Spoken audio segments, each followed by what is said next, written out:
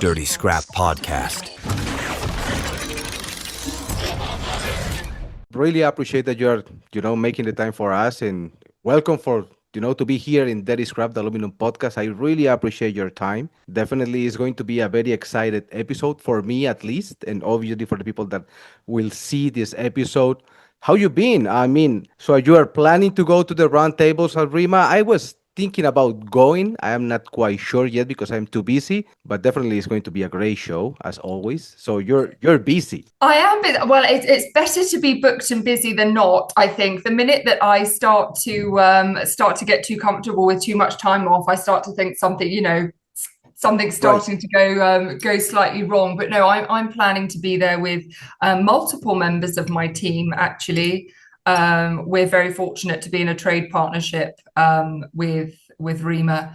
And I'll be taking 3 members of the fast markets team. So two of my scrap team and a gentleman that covers P1020 for us, because we're obviously expecting there to be a fair bit of overlap with the primary metals market. So yeah, Right. very much looking forward to taking a cohort to Chicago Right. in just over a week's time. We're gonna talk about that definitely. I mean, it is surprising to me that everything that is happening right now is leading to the point that the primary smelters wants to rebuild themselves and build new facilities here in the U.S. But before we go there, I know you are an expert in regulations, but something that kept my attention from your profile is this anti-money laundering that Yes. because I am from Colombia, so Mm-hmm. definitely I am not an expert, but I know that quite of the companies that we have in Colombia, they used to do these practices, because we Mm-hmm. have all these drug dealers and everything.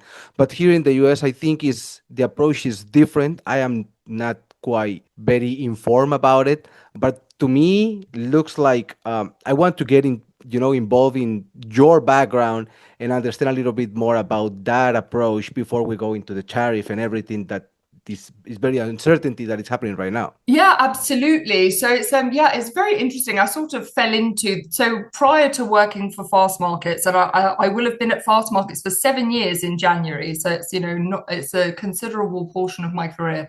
But I was working in banking, particularly in risk management and compliance. Uh-huh. And when I left university, that was my first job that I sort of fell into based on the need for language skills within the sector. So originally, when I first started, I went to university in 2007, 2008. That was my intake year. And obviously everybody is familiar with what happened in 2008. So it was an interesting time. It was probably a Right. good time not to be in the job market, but obviously, the economy that, I graduated into was very different from the one that I'd sort of experienced going in, even at that tender Right. age. So when I first started working in banking, a lot of the books I was looking after were countries that were in the crosshairs of sanctions, shall we say. So by education, I'm a linguist. I studied French, fairly innocuous, but Russian as well. And that was a huge focus for banks at the time, based on some of the sanctions that were being levied. So the Okay. reason I mention this is because the importance of anti-money laundering and another fantastical thing called KYC, or Know Your Customer, were 2 things that were very in focus based on how markets had collapsed, how Right. various countries were in focus based on geopolitical developments. And really, it was a time that banks were investing incredibly heavily into compliance and risk management practices. Based on those sort of separate factors. So really, yeah, that's how I started focusing, really doing deep dives into clients, making sure banks were allocating funds safely, being aware of misappropriation of funds, and Right. also looking at a lot of geopolitical profiles of countries that we were dealing with. Unfortunately for me, when I first started, my main area of interest was looking at sort of Commonwealth of Independent States portfolios, and based on the risk appetite of these banks and geopolitical developments, a lot of those books got wound down. So Oh, I okay. ended up sort of moving into other areas and focusing on different, to my mind, less exciting or less applicable customers, which was one of the reasons why I decided to leave banking in the end.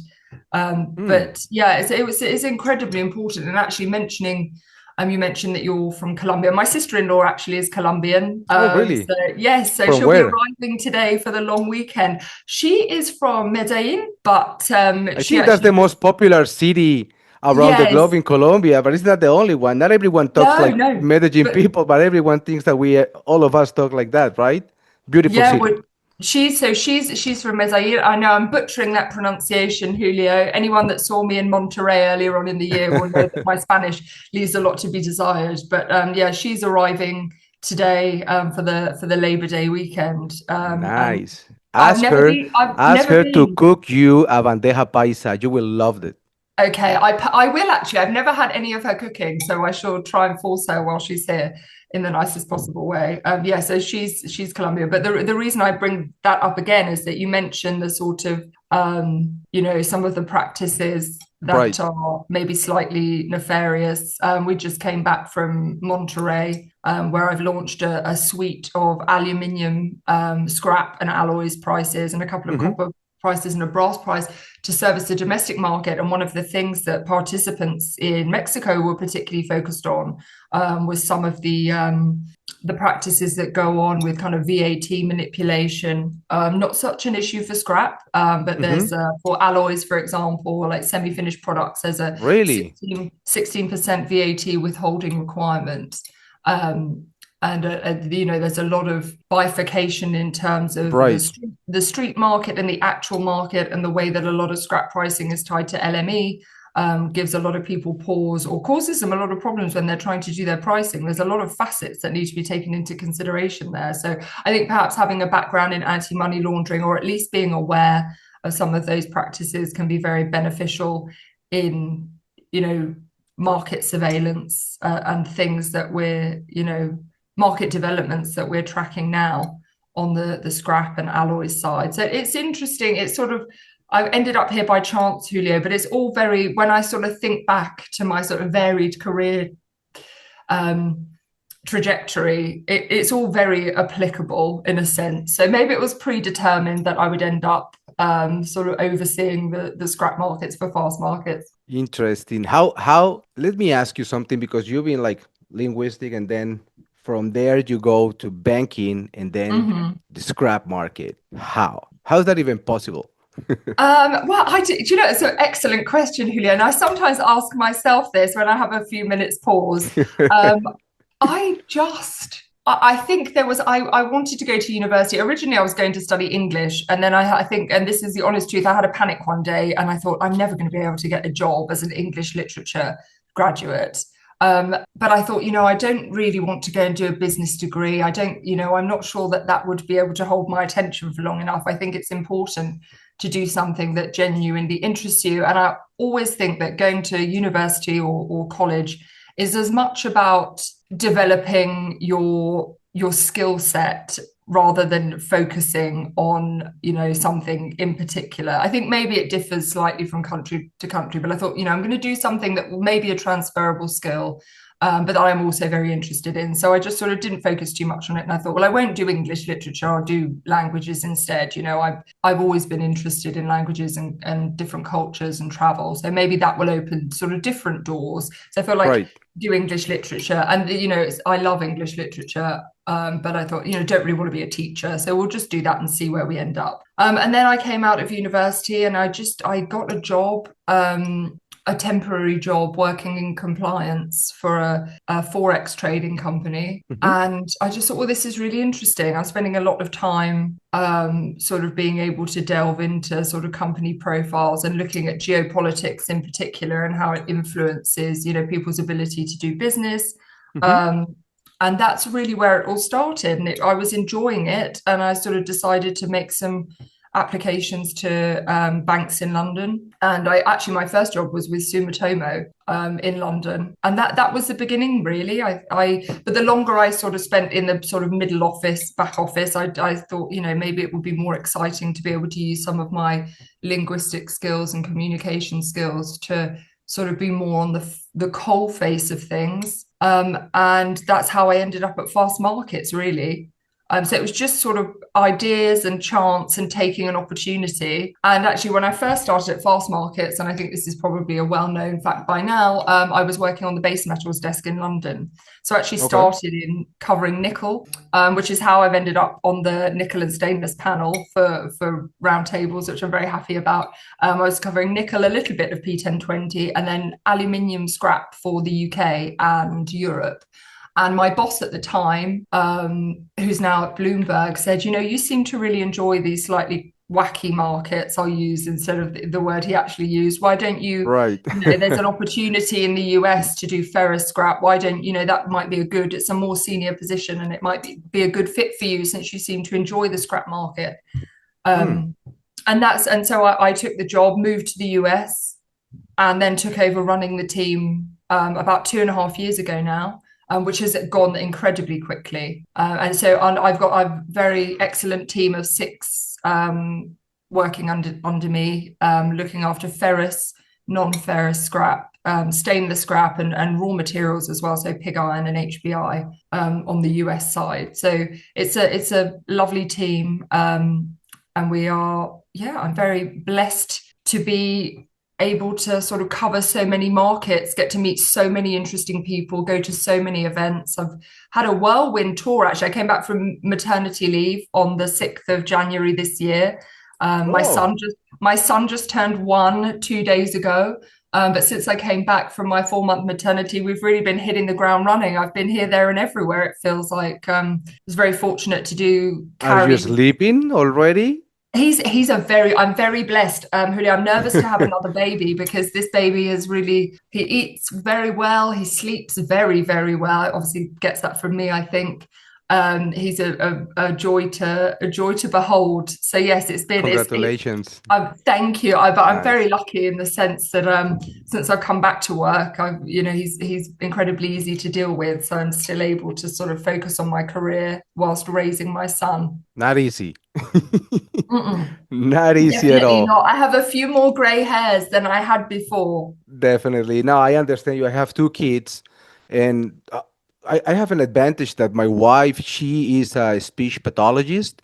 Oh, So wow. yeah, she been in the let's say the healthy side of this her industry for a long time, and she been working with autism kids and kids that needs help for the normal Mm. development, and her approach to the kids was so amazing that those guys are just they are very easy. The one is 6 years old, and the other one is 2, but they are very like focused. They want to be an engineer like daddy and all this different Mm. stuff. So yeah, it's a bless, but it's not easy. But it also make your life way happier, of course. And that, I think, honestly, one of the things that I love so much about, being so in touch with the North American scrap market is that it's a very family It oriented is. industry. So I found actually since becoming a mother, people are incredibly kind and supportive. Because it's a really family oriented industry, which is Right. lovely. It is.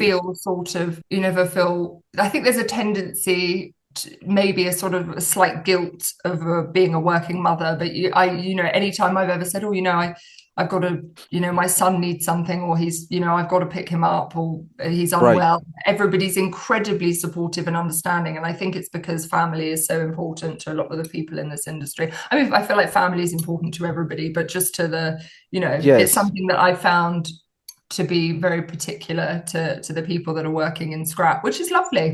It is. It is. And actually, I think it's in general in the US. I mean, they put family first. And Hmm. as a note, I sold my first, let's say, big solution here in the US in 2020 with my kid on my lap. We were like talking with the customer, doing a Zoom meeting, closing the deal, and he was there checking everything. Everything was, hey, little guy. So it is great the way that people approach to you when you have a family. And on the scrap, I'm more on the foundry side, on Hmm. the remelting side, because I am more on the cast houses business. Yeah. Actually, I think we need to merge these two industries together because we need to understand how to get more efficiency into the Hmm. table, how to be more green. Definitely is something that we will talk about it. But Yeah. I'm totally agree with you. Family is very important. Now, saying that, all this journey that you had from UK to US and then banking and then scrap and you are an editor, right? So you are not putting your studies on a side. You are actually using them. Hmm. And how is the scrap market right now? How do you see it? And we will get involved into the tariff, and we will. I want to talk about Mexico and Canada because at the end of the day, I Hmm. think everything is mostly settled up already with the other countries. But Canada and Mexico, that are our closest allies, it's not easy what is happening right now. But how is the scrap market right now today? I mean, well, we're coming out of the seasonal summer shutdown period, aren't we? So, as I was saying to you earlier on, it's been, traditionally, I've always taken the view that summer's a little bit slower, and which it is from a production perspective. But based on all of the volatility that we've had since Trump's inauguration and with the sort of unrelenting raft of Right. tariffs that we've had, we've kind of had the rug pulled from under us recently. So it's definitely been, I mean, in terms of we're still seeing the sort of seasonal depression of demand in certain scrap markets. But the underlying theme of the tariffs, I mean, depending on, I know this is an aluminium podcast based on your experience with Ormesa, but I would say copper, for example, was a really lovely example of how we've had a really volatile summer, which Yeah. only really came to a sort of conclusion or sort of quasi conclusion on July the 30th, when we had sort of announcements that there were going to be that scrap and refined copper weren't going to be included in Section 232. Uh huh. And then on the same date, we found out that there wouldn't be 50% tariffs levied against Right. Brazilian pig iron, Right. which is obviously huge on the ferrous side. There were a lot of participants that were obviously eyeing that very keenly. A 50% tariff, an additional 40% to the 10% that's already levied on material coming in from Brazil would have taken pig prices, basic pig prices approaching $700. And if you've got busheling trading at 430, which it has been broadly per our estimations for a 4-month period, that's a huge issue for mills that are trying to preserve margin, Definitely. and keep their scrap prices under control. There's pig iron and busheling always move in a sort of lockstep by Hmm. and large, so it would have sort of tallied that there'd be an increased focus on busheling over pig iron as a result. But it sort of took the wind out of the sails of a couple of markets. And I feel like probably aluminium's been a little bit underserved in terms of the focus. From a scrap perspective, obviously Right. anything USMCA compliant is exempt from tariffs. And then for 232, the other consideration, scrap is also exempt. The only thing that was really in focus was that copper may be subject to a tariff based on the national security Hmm. investigation that was going on. So scrap has had a reprieve in a sense, but obviously, there's still an indication if there's sort of tariffs levied on products that are used to make scrap, then that's also an issue for demand. Obviously anything that's USMCA compliant on an automotive Yeah. basis, which is obviously a huge end use market for scrap. It is a benefit, but there are still on the non-ferrous sides in particular reciprocal tariffs with other markets. The US does export a lot on the non-ferrous side. That uncertainty is causing problem. I was just on a call earlier on discussing how the tariffs are having implications for the stainless market. Hmm. And stainless scrap prices have been very lackluster and a sort of flat holding pattern for quite some time. Right. And one of the things that came up on that conversation was that the nearshoring goals of these tariff policies are sort of having in the short term an undesired effect in the fact that they're sort of halting the potential for people to do business on the short term in the United States. Right.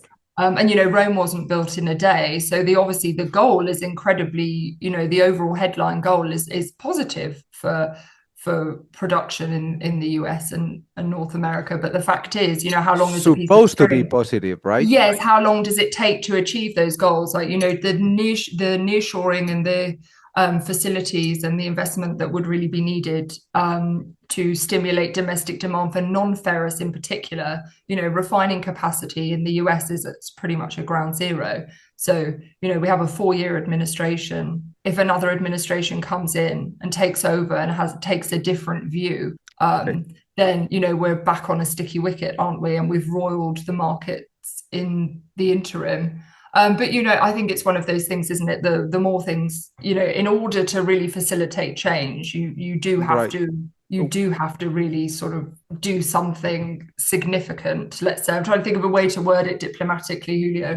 But it's how long can you really get those things to take root? It's been an interesting time. I will say for us, obviously, we've never been busier, but volatility is our bread and butter. People want clarity, and that's what fast markets is in the business of providing sort of impartial clarity on commodities markets and the tradable levels of any given commodity in any given situation.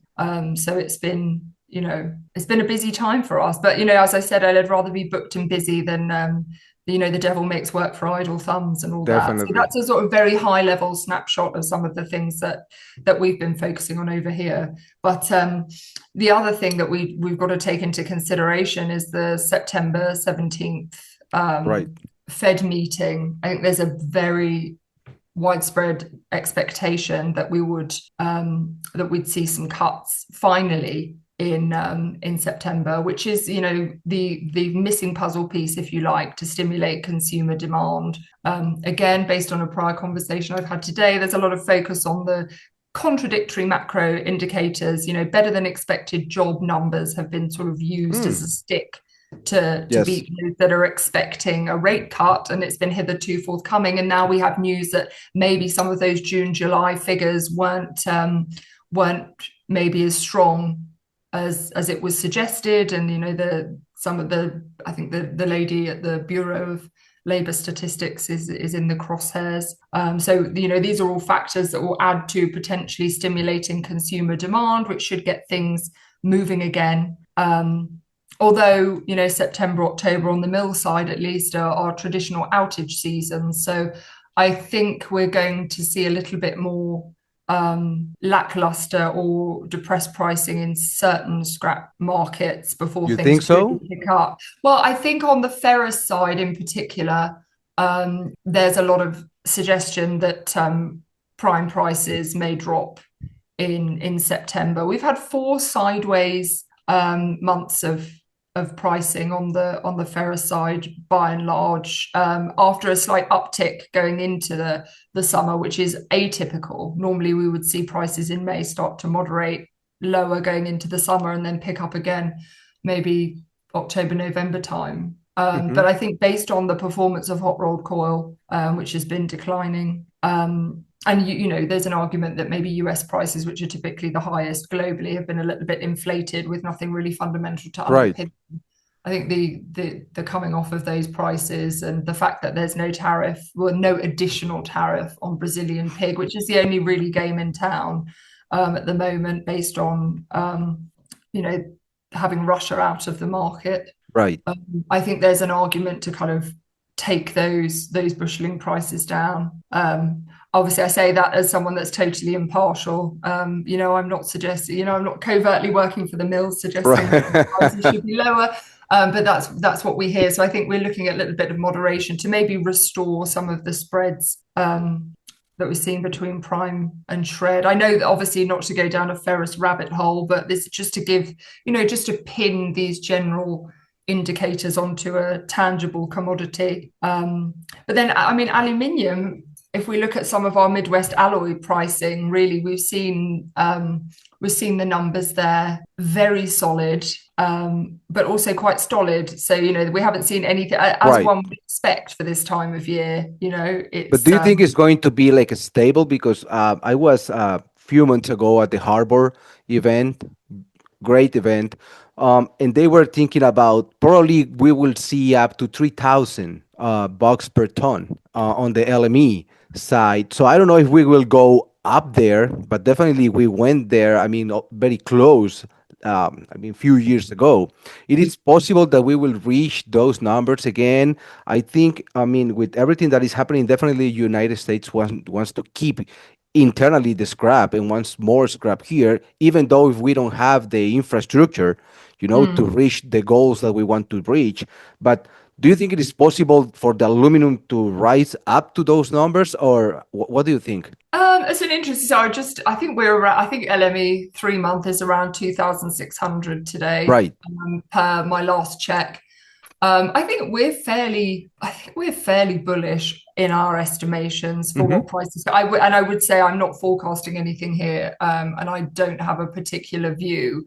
I do think, there's potential for that over time, but again, a lot of my sort of aluminium differs from copper, for example, in the way that the exchange-based complex, it's a lot more fund-based for copper. There's seems to be a much more industrial complex for aluminium. I think there's definitely potential for it. I'm not sure if it's going to happen in the near term. And again, on the physical side, Right. I think there's got to be a lot more done to smelting for and refining capacity here. But the thing about LME, which most people will follow for aluminium, is that it's got a much more much more international focus in terms of the trading. So Mm-hmm. I think a lot will depend on what we see in other global markets and development there. I don't really have a good answer for that, Julio, to be honest with you. I know. I know. It's Yeah, not an easy it's answer. You don't have no, the but crystal ball, right? it's given me something to think about, to be perfectly honest with you. So I think maybe watch this space. I would not want to take a view on where I think the price is actually Right. moving.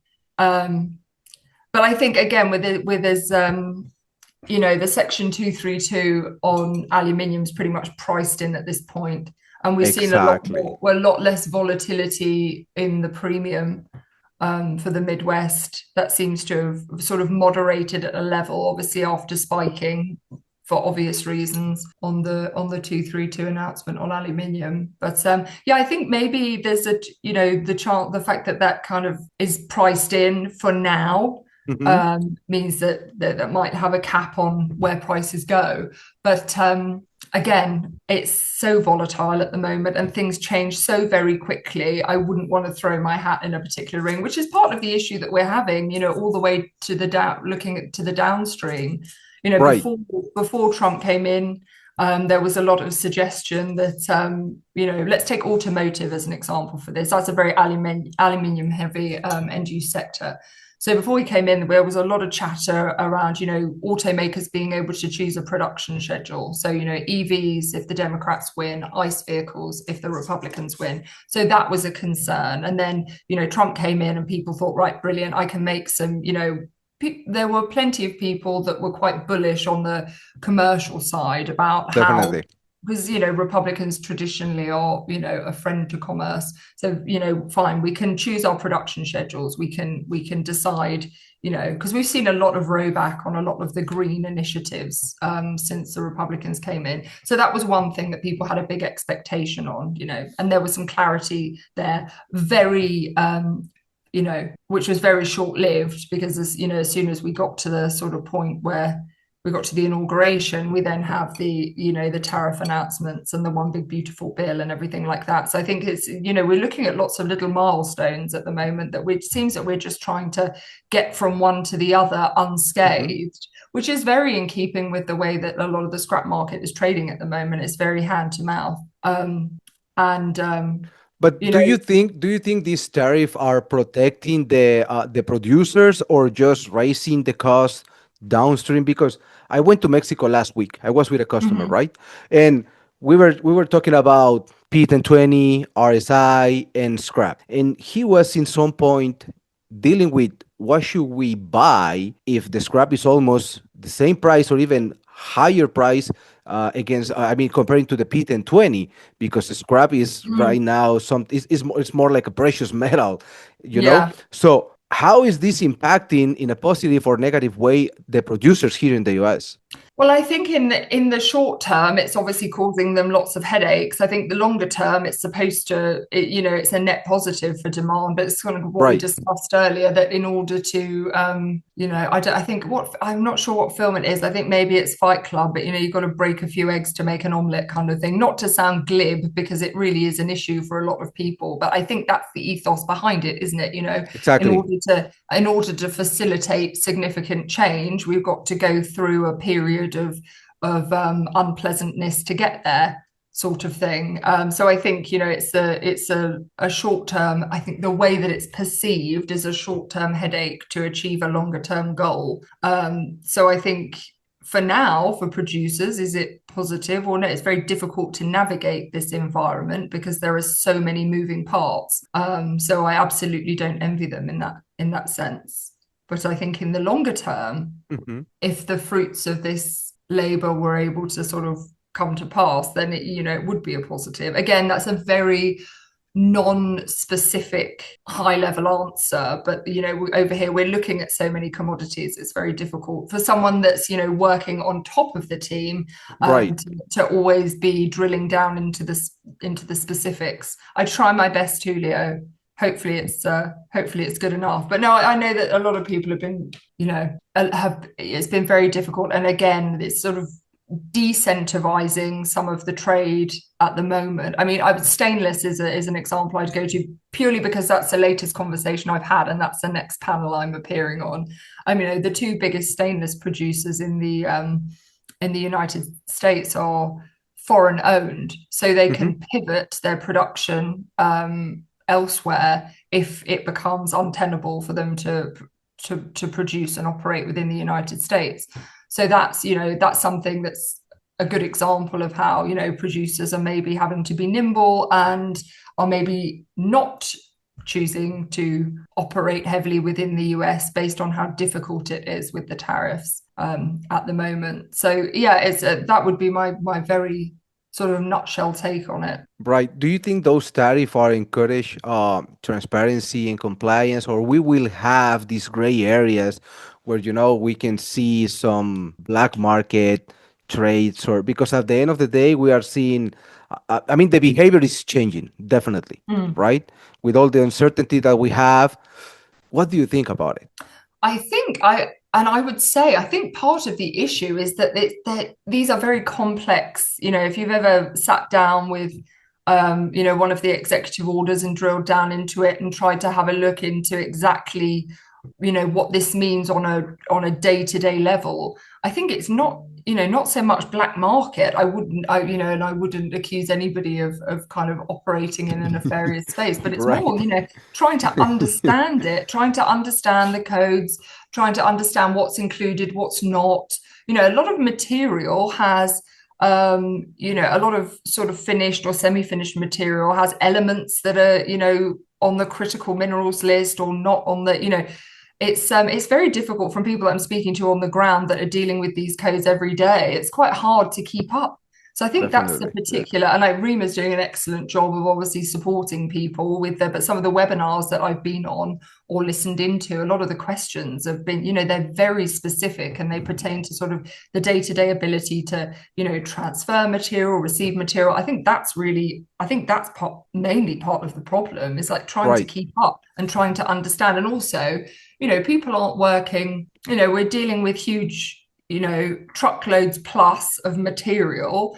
It takes time to keeping that material moving is imperative to everybody's bottom line. So if you're trying to start and not understanding, what could go here, what could go there, what's implicated and what's not, just from a basic industrial stance of trying to keep your business going and keep your trucks Right. moving, it's a logistical nightmare. It So I is. would say that's probably more of a consideration, is trying to, fully understand and make sure one is compliant. And it's not easy when things are moving so quickly. And just as you think that you've got a handle on, what you should be doing, something changes. So I think, Right.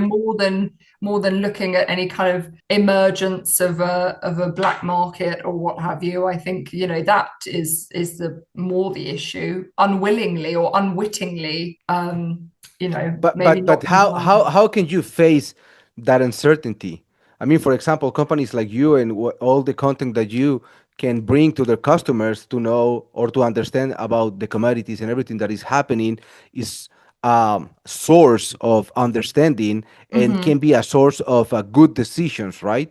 But how people can deal with that in the short term, because at the end of the day, in the long term, okay, it's kind of easy, let's say it, right? But in the short term, what kind of recommendation we can offer to them in order to not get involved in some craziness. Well, we can only offer unbiased views on the market, that are collated from the market.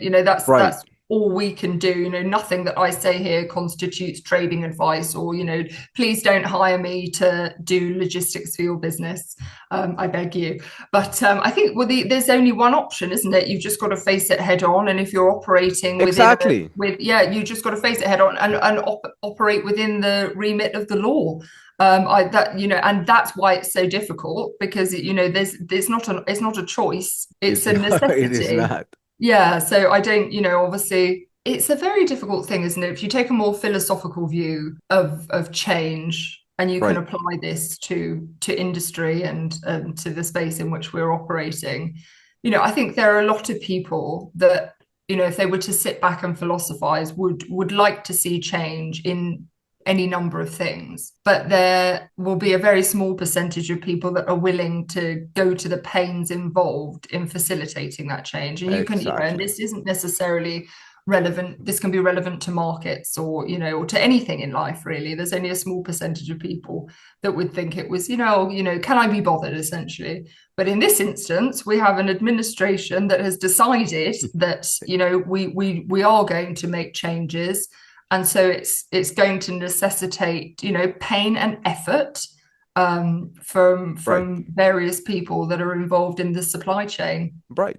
So And one's hand is forced, sort of thing. But it's do I support the ethos that it would be lovely to nearshore production to the United States. I was actually, there was a gentleman when I was in San Diego at the National Convention for REMA that sort of stood up as part of the Q&A and said, we went to China in the 80s and we've regretted it ever since. And consumption in the US and production of various goods in the US does rely on an unofficial arbitrage in labor costs.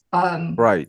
US labor is expensive. Labor offshore in other countries that don't have the same, maybe, democratic principles as the United States is a lot cheaper. And it's an Hmm. uncomfortable fact of this matter. So it's slightly ironic, actually, that people that take a stance against the current administration, sort of calling out anti-democratic practices, seem to be more than happy to continue to buy their plastic goods from Walmart. If actually, Walmart's a very Republican country. It's probably about a company. It's probably a bad example, but there will be producers of mass-produced plastic and sort of perhaps not particularly well-produced items that people are more than happy to keep buying. Right. The production of those things relies on cheap labor and the arbitrage between the cost in the US and the cost to produce offshore, which in itself, I don't think anybody would necessarily want to support that. Hmm. But do people think about it? Probably not. We just think about it now because we've gone down a rabbit hole of living through this tariff timeline.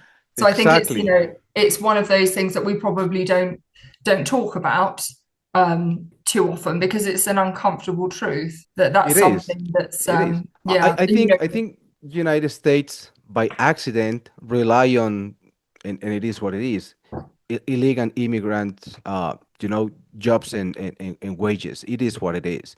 And right now, I am not so sure, because definitely we want to ramp up the Mm, recycling rates in the US, and also we want to ramp up also the primary aluminum producers here into the US. Definitely we will need it in order to reach the goals that we want to reach from the recycling point of view. But saying that, I think we will face at least two big challenges here. The first one is labor. Labor mm, is super high cost. So how we can, let's say, deal with third parties that can, definitely the answer is the tariff, right? We can deal with them because they are cheaper, so we will raise the tariff, so we will have more competitive pricing here in the U.S. but for how long? And the Mm. second challenge is energy consumption. If we are going to the primary sector, is not is super high, but also they will need a good agreement, long-term agreement with the energy Mm-hmm. companies. To I think they need to be around $40 per megawatt per hour in order to be competitive. But we Mm. have all these tech companies, big ones, that they are willing to pay up to, if I am not wrong, 120 or 115 bucks per megawatt. How those companies can deal with the primary smelters when they have these tech companies offering more money? Well, it's a really interesting question, actually, and it's one that I discussed when I was in Monterey. We were talking about, basically how does one circumvent with the potential onshoring, how does one offset the labor costs? And one of the suggestions was energy subsidies. That's a Right. potential solution, It which is. again is slightly ironic if you look at the current administration. They're sort of typically more hands off in terms of intervention. It's definitely more laissez-faire, but that was one of the ideas that was posited to potentially bridge the gap, to offset increased labour cost, is to ensure, and obviously that I'm not an expert in that regard at all. Actually, Julio, these days I'm rather wondering if I'm an expert in anything, which I feel like a lot of people probably feel that way. But yes, I think that's an excellent question. And I think that's something that's potentially on the table to try and offset some of those costs and to Right. ensure that supply. I mean, we all saw, we've had the lights switched off by Canada not so long ago, just to sort of, But as a sort of I told you so. right. So that's another very delicate balance. We're sort of, I say Exactly. the royal we're sort of fighting a battle on multiple fronts here. But I don't have a good, again, as with most things, Julia, I don't have a good answer for you. That is fine. I mean, I think no one has it. What I am trying to dig in here is, definitely we have this tariff. We are not in a good position right now with Canada. What do you think about it? Because also Canada have a good energy source, hydropower, but we don't have it here in the US. So Mm. even though if we have a lot of, government policies that will allow us to have better energy agreements, I don't think we have the infrastructure to grow at least as fast as we want to grow. Mm. That is one of the things that I am thinking right now. And the other thing is, all these tariffs are affecting definitely and impacting the relationship between Canada and US and Mexico. Mm-hmm. What is your position? What do you think about it? What is happening right now, and what is going to be the future that we can, at least in the short term, see with all this uncertainty? I mean, I would like to be optimistic and to think that we can continue to, that we can make good on, keeping USMCA on an even keel. I mean, we've gone through it seems to be that we go through lots of iterations of, we're all Canada and Mexico are all very unhappy with the US because Right. it's, causing problems for them, in very layman's terms. And we've coming out with, there's a tariff announcement from the US, there's a retaliation, there's a conversation, there's a waiting period, and then all of a sudden we've rowed back and we're all sort of in a sort of vague period of detente. So I think I think that's the issue, isn't it? We need to come to some sort of resolution. But I think I'm optimistic that we will be able to, iron things out. In as much as we can keep doing business in a sort of Right. cordial way, because I think it befits all three members of the US Mexico Canada agreement, and I think it's time to start playing nicely in the sandbox, isn't it, Julio? Really, because I don't know about you, but I, for one, am quite tired. But yeah, and again, that's a very high level, sort of, not without going into specifics, just because there have been so many. But that seems to be, I love, my other half always tells me that I like patterns, which is true. I do like patterns. And I think that's the pattern that we've seen emerge since, January, that's brought us up to Right. this point. There's an announcement, there's a retaliation, there's a, a period of waiting, and then there's a rowback.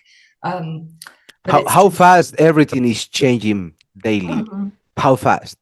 How easy you are at adapting to these, let's say, fast changes in order to provide the right information to your customer? Well, I mean, that's what we pride ourselves on, isn't it? Being at the coalface and being able to provide that information. My team in particular works very hard. I mean, all teams work very hard, but just, the team of which I have a Right. view work very hard, and we're very attuned to what's going on constantly. We've been pretty much, it's like watching watching a tennis rally.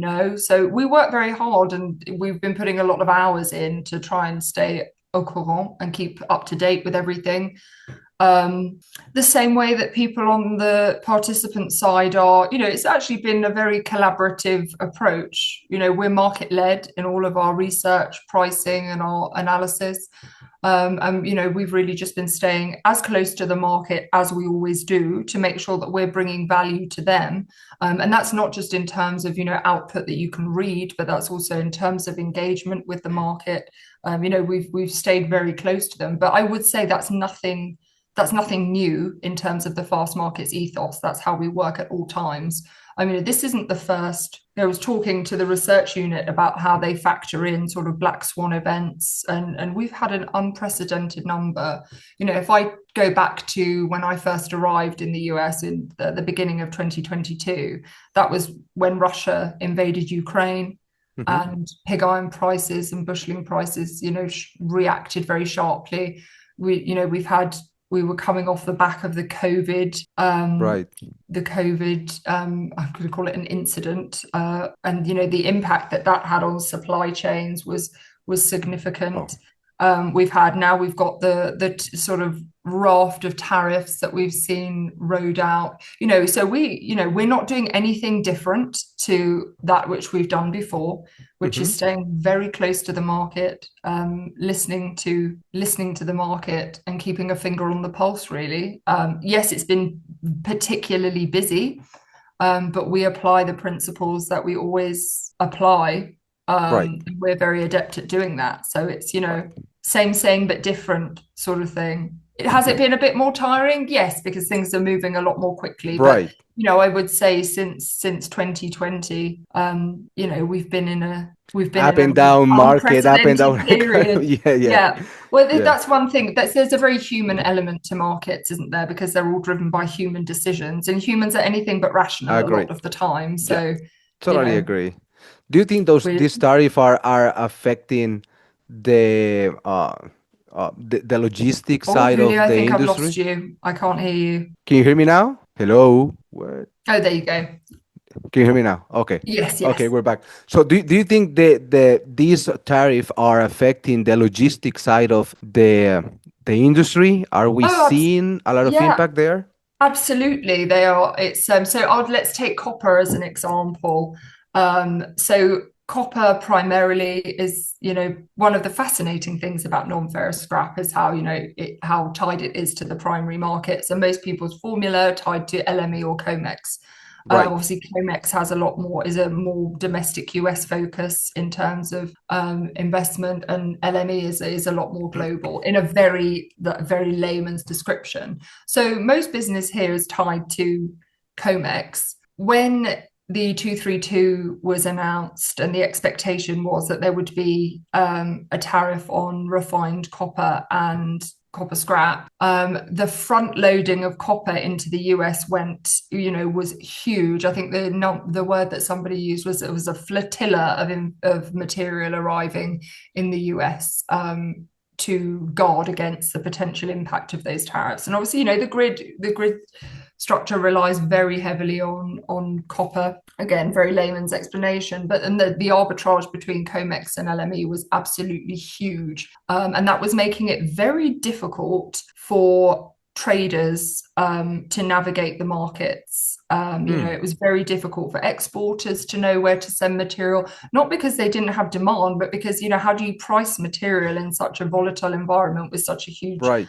arbitrage and a huge spread? And that really held up export business. And as a result, there was a lot of material floating about onshore that was loosening prices for people. It was a logistical nightmare. And then all of a sudden, that spread collapses and we get a little bit of clarity.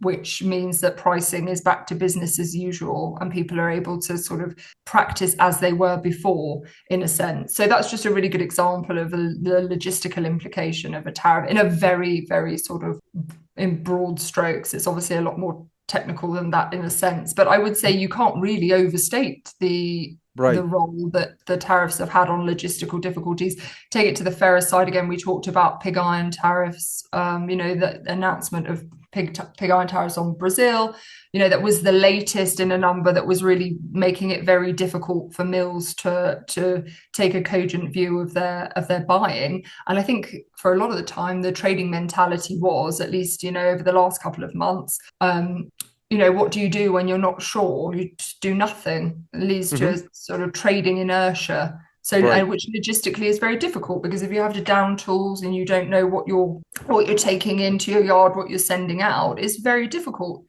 So I think that the logistical impact has been huge. In saying that, how should companies balance the short-term, trade pressure that we have right now and against the long-term compliance and sustainability goals? How? They should subscribe to fast markets, Julio.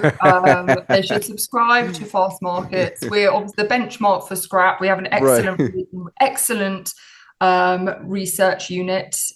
We've got a finger on the pulse of what's going on in the market. So, I would definitely say subscribe to fast markets if you want to take a long-term view. We have a great answer. We have a forecast for everything. We've got short-term forecasts, we've got long-term forecasts, and we've got teams that are at the coalface of the market. So yes, that would be my final flourish. I would say subscribe to fast markets. Yeah, I think with that question and that answer, we can wrap up the episode. Last question: what do you think is going to be the future of the aluminum, or let's say the metal trading for the next, let's say, 5 years? What do you think about it? With all this uncertainty, I know it's not easy to answer. Well, no, it's a great question, isn't it? And I think a lot will depend on the next administration. Obviously, if you give a 5-year timeline, that there's, we will have had another election by then, and there could be a new sheriff in town. Well, based on the law, there will be a new sheriff in town, but will it be a Republican sheriff or will it be a Democrat? We don't know. So I think a lot will depend on that. A lot will also depend in that interim on, how much we can, how even of a keel we can keep things on in terms of people being able to plan effectively. So I think, first milestone, let's get September the 17th under our belts. Let's see if we can get some stay from any new, let's see if we can get some further agreements in place to allow people to operate in a less volatile space.